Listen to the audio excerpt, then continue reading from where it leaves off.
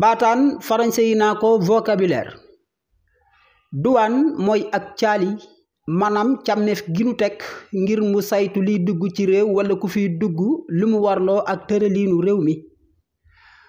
douanier mooy ab caali maanaam ki nu tàggat ngir mu nekk ab caali te mooy ab douanier. caali itam am na beneen bopp am picc la yor wirgo wu ñuul te mooy couleur bu noir di faral a fëkk cuuji ganaar yeeg ñoom seen.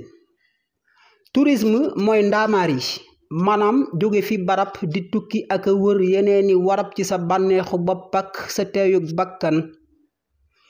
négligé mooy beccingal maanaam fonkadi lees waroon a fonk te mooy doyadil mbir.